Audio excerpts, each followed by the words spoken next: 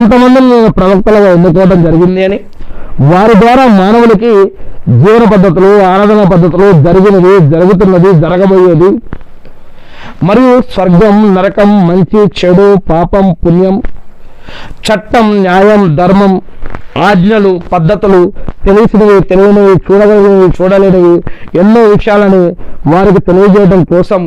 వారి మధ్యలో నుంచే కొంతమందిని, వారి భాషలో నుంచే, వారి చరిత్రలో నుంచే కొంతమంది మానవులని ప్రవక్తలుగా ఎన్నుకోవడం జరిగింది అని,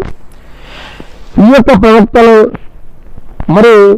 వారికి కొంతమందికి గ్రంథాలు ఇవ్వడం జరిగిందని, కొంతమందికి కొన్ని మహిమలు, అద్భుతాలు చేసేటటువంటి అవకాశాలు కూడా ఇవ్వడం జరిగిందని, అంత మాత్రాన వాళ్ళు దేవుడు కాదు, దేవుడితో సమానం కాదు, దేవుడు లాంటి వారు కూడా కాదు అని, వారు కూడా మనుషులే అని, వారు కూడా అన్నం తినేవారు, వారిలో కొంతమంది పెళ్లి చేసుకున్నారు, కొంతమంది చేసుకోలేదు, కొంతమంది వారి యొక్క మాటలు నమ్మి విశ్వసించి ఆ సృష్టికర్తను గుర్తించారు, కొంతమంది ఏం చేశారంటే ఈ యొక్క ప్రవక్తలు ఇన్ని అద్భుతాలు చేస్తున్నారు కదా అని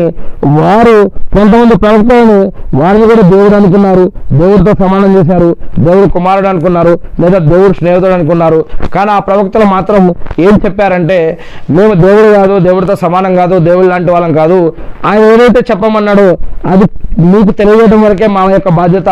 మేము కూడా అన్నం తింటున్నాం, మేము కూడా పడుకుంటున్నాం, మేము కూడా పెళ్లి చేసుకుంటాం, మేము కూడా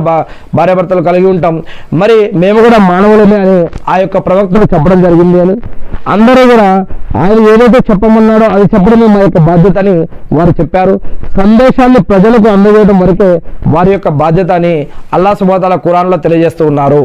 అంతేగాని ఈ యొక్క ప్రవక్తలైనా సరే, ఉదాహరణకు నేను మీకు చెప్తున్నాను, నేను ఇప్పుడు ఖురాన్లో ఉన్నది ఇక్కడ చదివి వినిపిస్తున్నాను,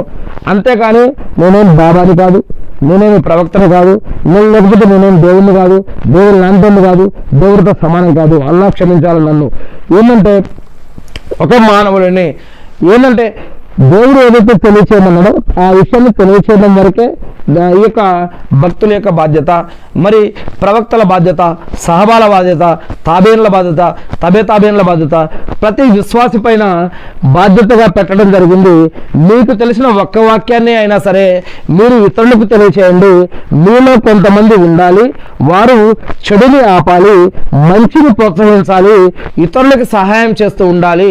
ఇతరులని నరకం నుంచి రక్షించడం కోసం, స్వర్గం వైపుకు తీసుకెళ్లడం కోసం మీలో కొంతమంది పనిచేస్తూ ఉండాలి అని ఇలాంటి అనేక వాక్యాలు ఖురాన్లో చెప్పబడ్డాయి. అందుకోసమే ఈ యొక్క విషయాన్ని చదివి వినిపిస్తూ ఉన్నాం. అంతకు మించి ఇక్కడ ఏం లేదు, ఎవరి నుంచి ఏమీ ఆశించట్లేదు, ఎవరిష్టం వారిది, ఎవరైనా నమ్మితే నమ్మచ్చు, లేకుంటే లేదు. కానీ ఉన్న విషయాన్ని ప్రజలకు తెలియజేయడం వరకే